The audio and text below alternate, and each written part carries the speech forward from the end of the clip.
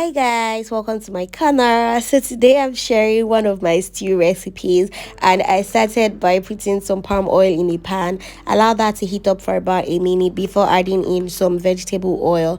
Now some people will say this is a lot of oil, and in fact this looks like a lot of oil, but the truth is you need oil to fry your stew to perfection. For any stew that has tomato acids base, you need as much oil as possible to fry your stew to perfection. You can always take out the excess oil when you're done cooking. I added in some chopped onions and let that fry for about a minute, or just until there was this fragrant smell all over my kitchen. I had to chop my onion into tiny bits because I needed it to infuse all of its nutrients and flavors in the oil, because this is like one of the secrets to this particular stew recipe. I added in my slightly roughly blended tomato mixture. I'm going to leave all of the ingredients that I use for this recipe in the description box below, so you can check that up later. Like any other stew recipe, you need patience to fry your stew to perfection. So you're going to have to let this fry for about 20 to 25 minutes, or just until the water dries up from the tomato and then the oil separates and starts to float on top of the tomato. You need to season your tomato properly because you need it to taste nice. If you're a salt person, at this point you may want to add in some salt to taste, but I stopped using salt to make my meals recently, so I didn't use salt for this recipe.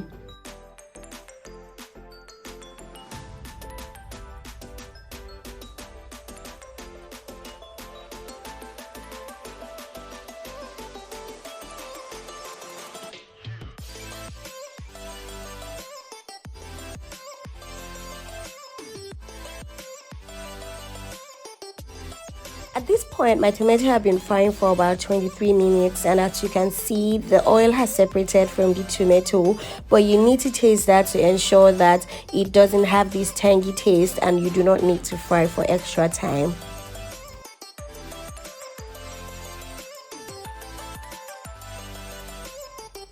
So I'm just going to quickly state that the secret to this particular stew recipe is the onion and the dried fish. So you want to use lots of onions and lots of dried fish.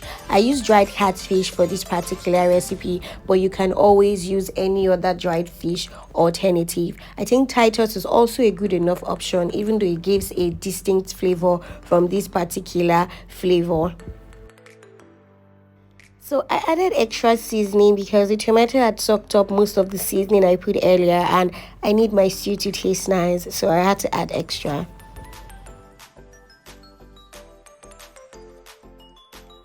I had some leftover chicken in the freezer, so I just threw that in. I added little water to loosen up the texture because I didn't want the stew to be too thick.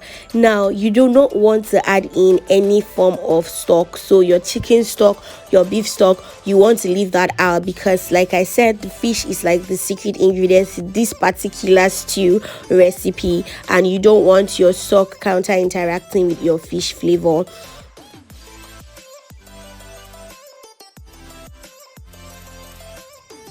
I covered that up and let it cook on low heat for another 3 minutes, just so that the fish can soak up the flavors of the stew and can also, infuse its own flavors in this stew. At this point, my kitchen was something else. The aroma of this stew alone, guys, you do not want to not make this stew in your house.